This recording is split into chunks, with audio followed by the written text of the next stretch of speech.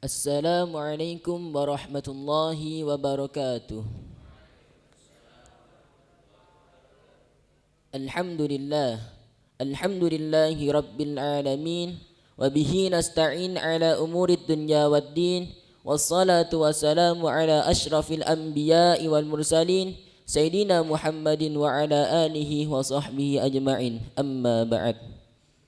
Ahlan wa sahlan sahabat-sahabat PIK TV yang sedang menyaksikan channel kami. Semoga dimanapun anda berada senantiasa dimuliakan oleh Allah Subhanahu wa Ta'ala.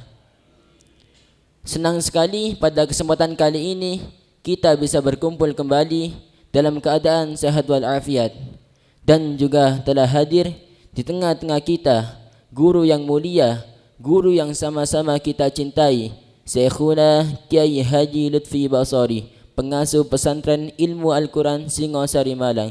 Matta'anallah bituli hayatihi syarifah. Amin. Langsung saja kita sapa beliau. Assalamualaikum Pak Kiai. Waalaikumsalam warahmatullahi wabarakatuh. Bagaimana kabar Pak Kiai pagi ini? Alhamdulillah bikhair wa'afiyah. Sehat sentosa, alhamdulillah. Alhamdulillah, kami perwakilan dari kelas 1 senang sekali bisa duduk bersama Pak Kiai di sini.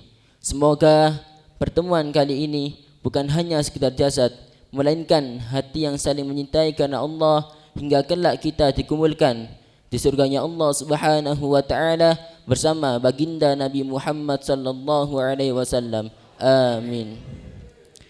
Baiklah, sebelum kita tanya kepada beliau tentang keislaman, ayo ajak keluarga anda agar tidak ketinggalan ilmu yang bermanfaat yang nanti akan kita tanyakan kepada beliau tentang hukum Islamnya. Pak Kiai, saya mau bertanya. Pada saat musim hujan, seringkali laron berkeliaran. Laron. Dan juga meninggalkan sayap-sayapnya.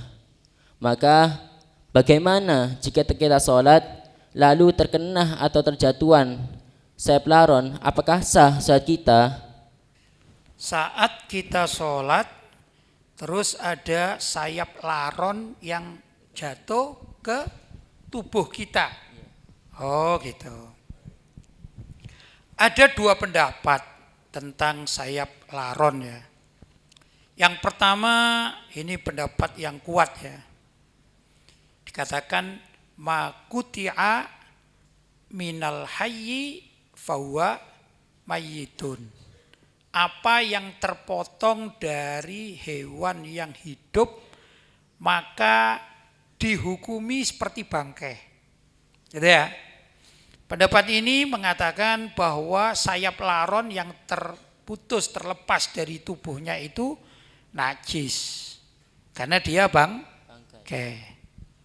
Maka mengikuti pendapat ini berarti kalau ada sayap laron yang jatuh ke tubuh kita, sedangkan kita dalam keadaan sholat, maka sholatnya batal. Kenapa?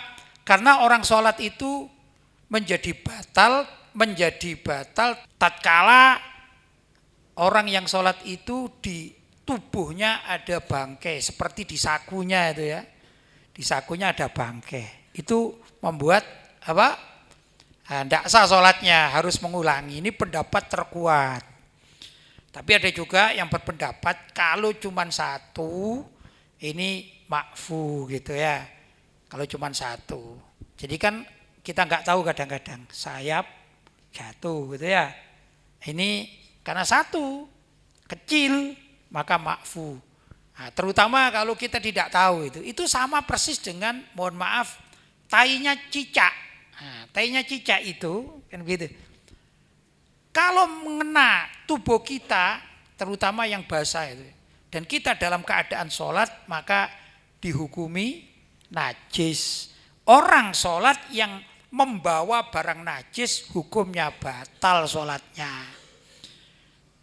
Ya, tapi ada juga mengatakan karena sangat sulit untuk menjaganya, sulit sekali, maka kalau cuma sedikit, apalagi tai cicaknya itu kering, jatuh Selagi kita bisa membuangnya segera, pelan ya.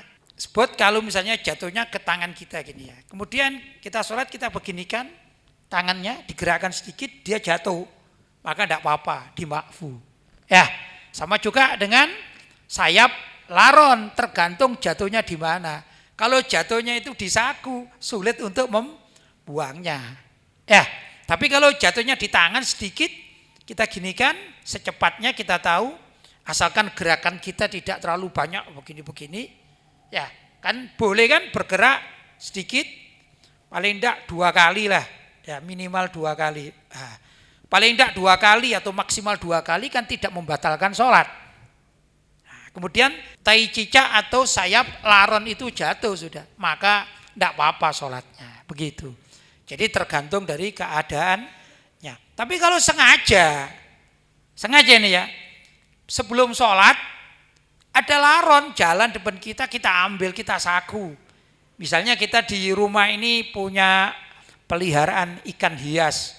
Nah, kita berasumsi nanti ini ada laron, saya tangkap, ya nanti kalau pulang saya kasih ke ikan hias. Akhirnya diambil di saku. Kan sengaja namanya. Nah, tatkala sudah disaku, kita sholat.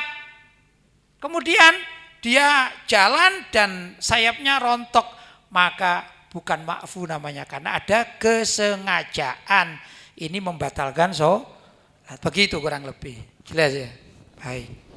Pak Kiai, sekarang banyak anak remaja yang sedang ngetren memanjangkan kukunya.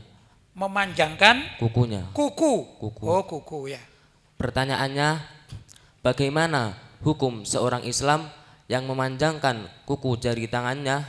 Sunnah dari Nabi Muhammad SAW agar setiap Jumat atau boleh juga Kamis ya, menjelang Jumat itu untuk memotong kuku.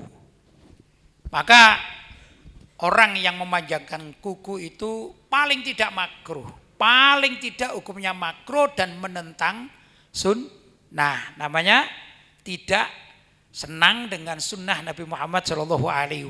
Dia lebih senang dengan hobinya sendiri, yaitu memanjangkan kuku. Padahal sunnahnya kan gitu kan, sunnahnya adalah memotong kuku. Ya, terutama yang laki-laki ini. Kalau wanita ini ya tetap sunnah memotong kuku. Cuman adat wanita itu kan ada masa haid. Kalau di umum, di masyarakat umum ya, muslimah, saya katakan muslimah. Kalau waktunya wanita haid itu kan tidak wajib sholat. Maka mereka menggunakan ini pewarna tipek, apa namanya ya, pewarna kuku. Nanti kalau sudah selesai haidnya ya dibersihkan, wajib hukumnya dibersihkan, karena pitek itu atau pewarna itu kan seperti cat itu. Yang tidak seperti cat itu kalau dengan apa, bahan pacar. Pacar itu atau hina, ya hina itu daun pacar. Nah itu enggak apa-apa itu ya. Cuman itu kebiasaan wanita. Begitu. Bukan di sini saya apa ya, menyokong atau mendukung wanita pakai apa pitek-pitek, itu bukan. Cuman kebiasaan wanita itu begitu. Ya. Nah, kalau wanita mempunyai kuku panjang dipitek, itu masih pantas lah, karena dia wanita. Bukan kita suka atau tidak suka. Tapi kalau anak laki-laki itu apa fungsinya? Kan tidak ada fungsinya. Ya, masa untuk kecantikan? Kan enggak kan? Jadi yang sunnahnya paling tidak harus dipotong mengikuti apa yang diajarkan dan dicontohkan oleh Nabi Muhammad SAW. Begitu mestinya ya. Jadi enggak usah memanjangkan kuku, ikut saja Nabi Muhammad SAW.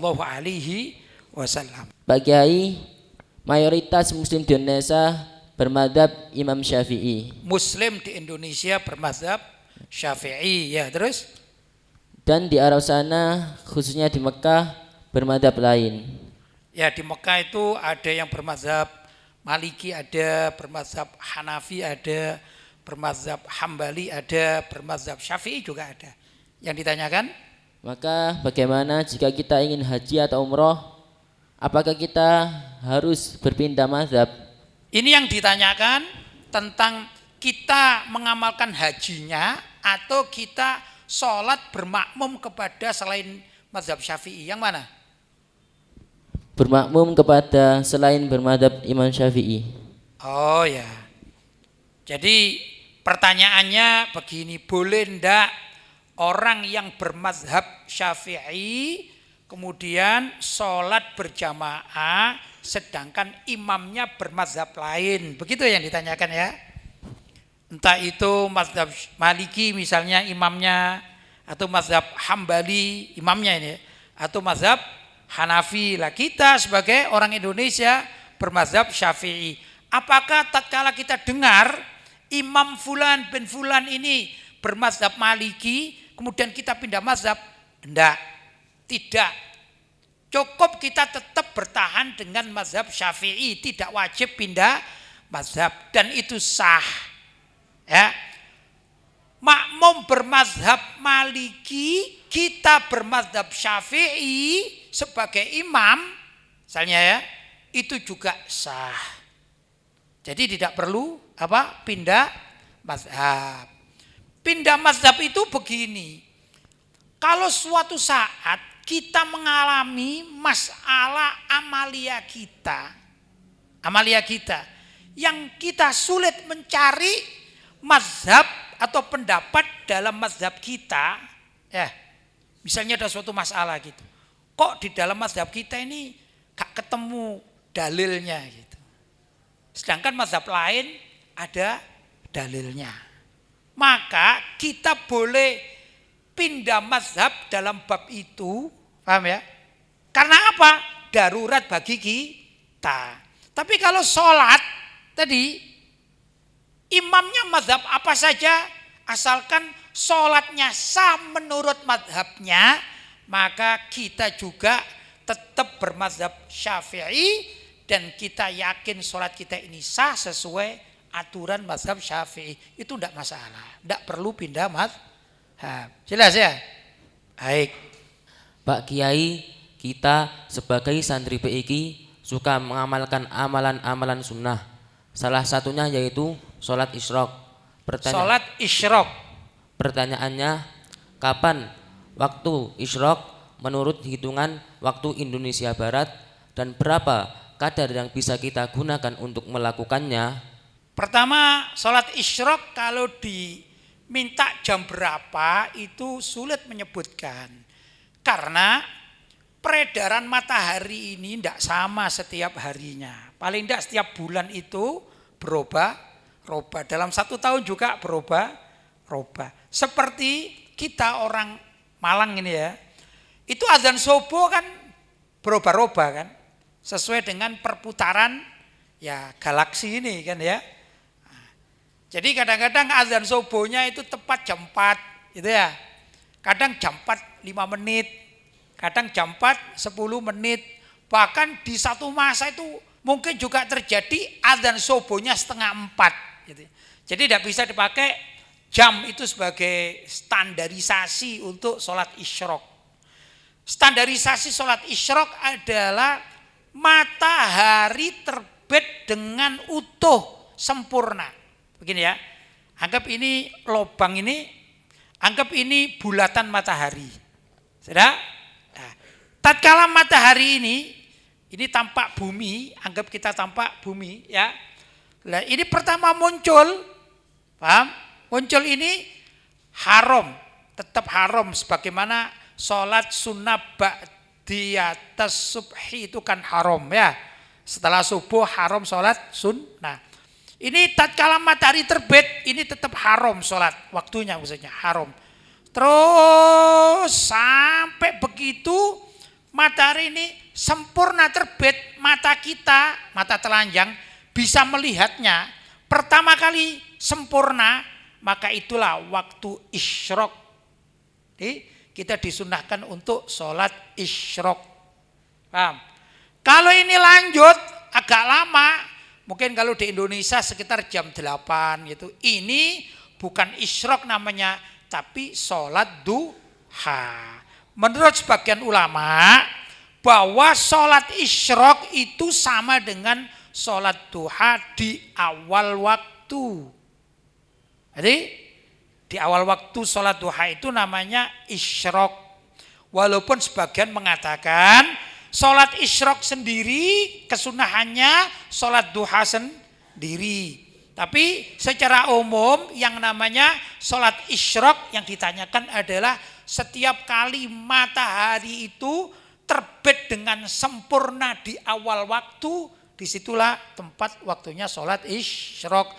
Kalau kita di Jawa Timur ya tergantung ya subuhnya bagaimana kan gitu kan, jam berapa nanti dilihat. Jadi tidak bisa pakai patokan jam begitu ya. Kalau waktunya ya tadi itu pokoknya sholat 2 rakaat di awal waktu setelah matahari terbit namanya sholat isyrok. Nanti kemudian beraktivitas. Kalau misalnya orang ke kantor gitu kan ada jam istirahat sejenak. Mungkin kalau anak sekolahan gitu ya, itu kan waktu ada istirahat kan. Istirahatnya jam berapa? Kurang lebih jam 9. Jam 9 itu adalah waktu duha. Sholatnya namanya waktu duha, bukan isyrok lagi. Paham ya? Baik. Pak Kiai, apa efek atau pengaruh jika seorang laki-laki menikahi seorang perempuan yang dulunya hasil dari perbuatan zina? Hasil anak zina perempuan. Iya. Ya. Bisa anak zina, bisa juga wanita diperkosa. Nah ini ya. Jadi kalau ada 2 orang laki dan perempuan berzina, kemudian yang perempuan punya anak ya. Anaknya perempuan, anak juga perempuan, itu satu. Banyak terjadi. Yang kedua, ada wanita baik-baik dipaksa atau diperkosa. Ya. Kemudian dia hamil dan punya anak, anaknya perempuan juga. Nah, ini kasus di masyarakat begitu. Paham ya? Jadi yang dikatakan anak haram itu belum tentu sang ibu ini berbuat jahat, belum tentu. Paham? Maka ada hukum di sini. Bagaimana? Pertama, kalau yang lahir itu bayi perempuan dari hasil zina atau diperkosa, ya. Ini tatkala dia dewasa, kemudian ingin menikah si bayi perempuan tadi itu, ya. Maka pertama walinya harus wali hakim. Baik itu hasil zina maupun karena diperkosa. Itu tidak punya bapak secara nasab. Nah, bintinya ini kembali kepada ibunya. Sudah? Pertanyaan. Jadi, bolehkah kita sebagai orang laki-laki muslim menikah dengan wanita yang nasibnya seperti tadi itu? Ya, yang tidak punya ayah nasab. Pertama, kita lihat dulu. Anak wanita itu pendidikannya bagaimana? Pendidikannya bagaimana? Banyak loh anak-anak hasil zina atau diperkosa tadi itu yang pada akhirnya karena ibunya sadar, tobat, keluarganya juga, kemudian dipondokkan, bahkan dia menjadi hafidhoh. Boleh terjadi dan banyak itu. Maka karena lingkungannya baik, boleh saja dan halal, tetap halal menikah dengan wanita hasil zina maupun hasil karena diperkosa. Paham? Boleh, tidak apa-apa, asalkan pergaulan si anak ini baik dan menjadi wanita yang solihah. Begitu, ya. Kemudian si laki-lakinya atau suami setelah menikah itu juga mempunyai pendidikan karakter yang baik, yaitu orang soleh, tidak masalah. Apalagi misalnya yang lakinya ini seorang guru agama yang bisa membimbing, tidak apa-apa. Begitu ya. Tapi kalau bayi hasil zina atau diperkosa tadi itu kemudian tumbuh dewasa dalam keadaan tidak terdidik secara agama, ya, dia tidak terdidik, maka sebaiknya kita sebagai orang-orang yang baik, ya, memilih istri atau calon istri yang lainnya saja, yang pendidikannya baik.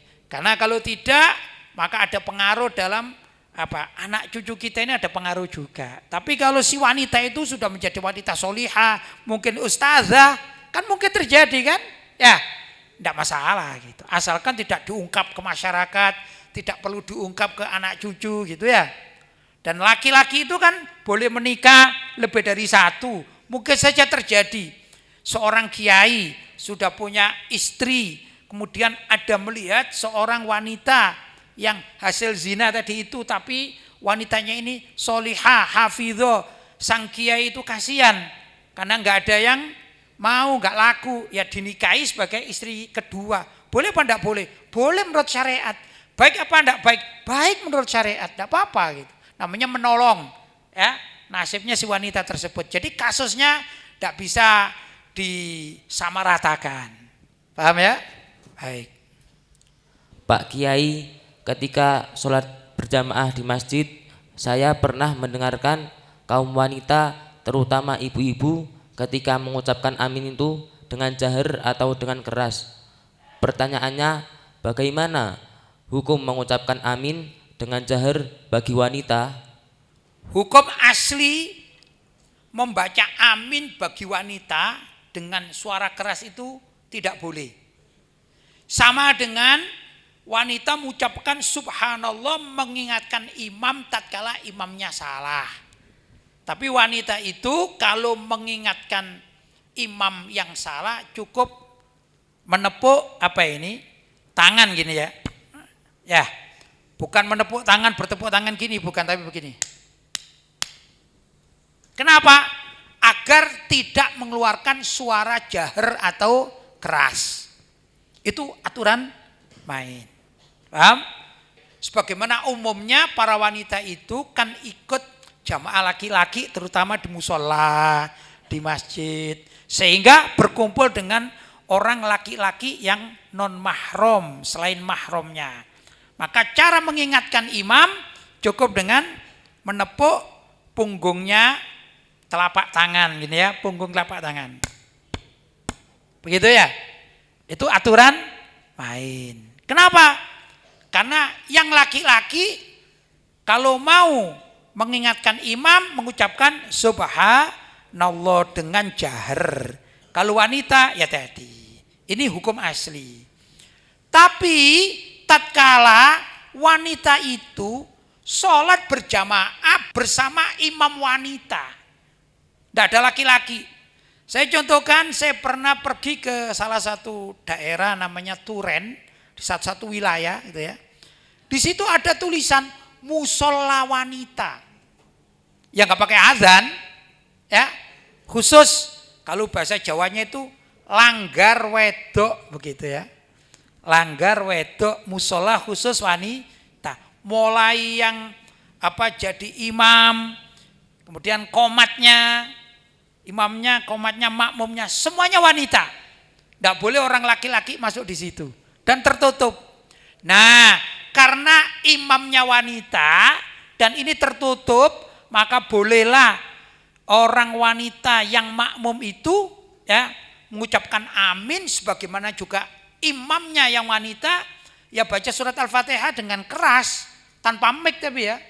Ya, misalnya dipraktekkan ya begini.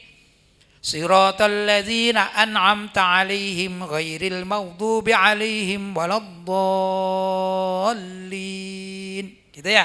Kemudian makmumnya yang wanita-wanita mengucapkan amin. Karena ini khusus jamaah wanita, itu boleh. Paham? Boleh. Atau dalam satu rumah tangga. Suami jadi imam. Kemudian yang jadi makmum istri, kan perempuan ya. Kemudian anak pertama misalnya perempuan, anak kedua perempuan, anak ketiga laki-laki, anak keempat laki-laki. Maka barisannya tetap imamnya sang bapak di depan, kemudian di belakangnya itu adalah anak laki-laki. Ya, anggap ini semuanya sudah balik. Kemudian di belakangnya adalah sang ibu dengan dua anak perempuannya. Bagaimana? Pertama, karena suaminya itu mahram dan anak-anaknya ini semuanya mahram bagi si ibu wanita. Ya, maka bolehlah saat itu si ibu wanita dengan kedua putrinya mengucapkan amin dengan keras atau jahar. Ghairil maghdubi alaihim waladdallin. Begitu kan? Bapaknya imamnya. Kemudian sang istri dengan anak perempuannya juga ikut menjawab bersama adik-adiknya, itu ya. Amin. Boleh. Kenapa? Karena laki-lakinya itu semua adalah mahram. Tapi andai kata mau, maka si wanita baik ibu maupun anak perempuannya gak usah mengucapkan amin keras, cukup amin gitu berbisik, biar dua anak laki-laki mengucapkan amin, begitu caranya ya. Jadi kondisional, tapi secara umum yang namanya wanita itu tidak dianjurkan membaca amin secara keras, begitu ya. Jadi sunnahnya gimana? Pelan-pelan amin, begitu. Jelas? Baik. Alhamdulillah, tanya jawab santri PIK telah selesai. Sebenarnya masih banyak pertanyaan yang ingin kami tanyakan, karena terkait waktu yang mengharuskan kita untuk selesai. Insya Allah akan kita sambung lagi pada episode berikutnya. Terima kasih kepada pemirsa dimanapun Anda berada yang senantiasa menyaksikan tanya jawab kami hingga akhir, dan saksikan terus video-video kami pada episode berikutnya hanya di YouTube channel PIK TV. Semoga apa yang telah disampaikan oleh narasumber kita, yaitu Syekhuna Kyai Haji Lutfi Basori, bermanfaat bagi kita semua, dan semoga beliau senantiasa diberi kesehatan, panjang umur, lancar rezekinya, dan selalu membimbing kita akan ilmu agama yang bermanfaat di dunia dan akhirat. Amin amin ya rabbal alamin. Sekian dari kami, bila ada kurang lebihnya mohon maaf. Wassalamualaikum warahmatullahi wabarakatuh.